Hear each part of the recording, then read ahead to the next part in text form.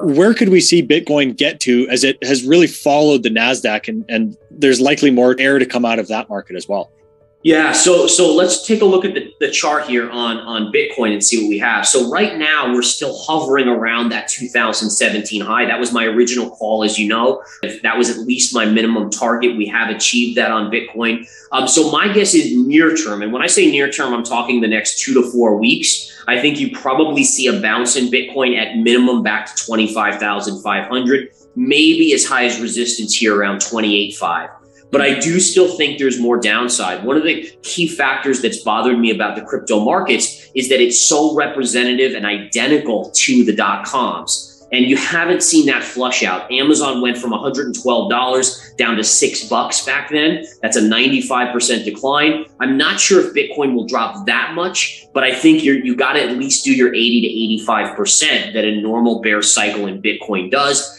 All right, there are way too many. There's still like tens of thousands of coins out there. Even after Terra Luna kind of blew up, we've seen Celsius, which again, that's had a lot of problems. That's the beginning stages of what the .com bubble went through to bottom, but you have to see more of that. To me, that means that we haven't bottomed yet. We'll get a short-term bounce, and then my next downside target is 12 to 13,000. You know, how do you pick that target, Gareth, of 12 to 13,000?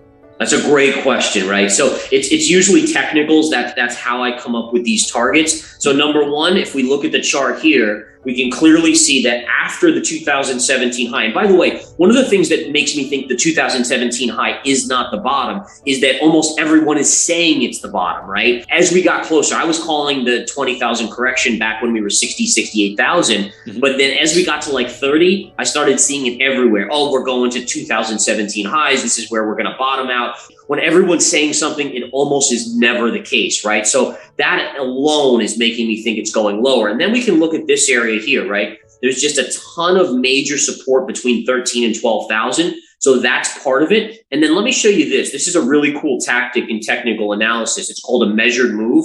So if we take this high to this low, which was basically a straight fall down, we then had this consolidation. And then basically from this high, if you take the same distance as that first move and we drop it down, you basically get 12,000. So this distance with this distance is identical. And that gives me also a calculated target to 12 to 13,000. Now, it doesn't guarantee Bitcoin will stop there, but it gives me a good multi-factor analysis technique to think that that could be a level where it has a chance to fully bottom out.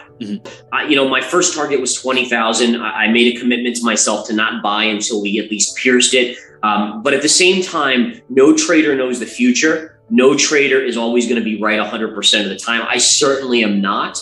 Historically, if I slowly accumulate, overall, I gain exposure if it doesn't get down to, let's say, 12,000, but also by dollar cost averaging in. If it does go there, then maybe my average is around 15,000. And when it runs back to 60 to 65 or 70 or 100, I'm in a great position at that point. So it's a way to kind of understand and be humble enough. And God knows I've been humbled by the market so many times in my career. It's to understand that you're never going to be always right. Why even say, oh, well, I'll only buy at 12,000.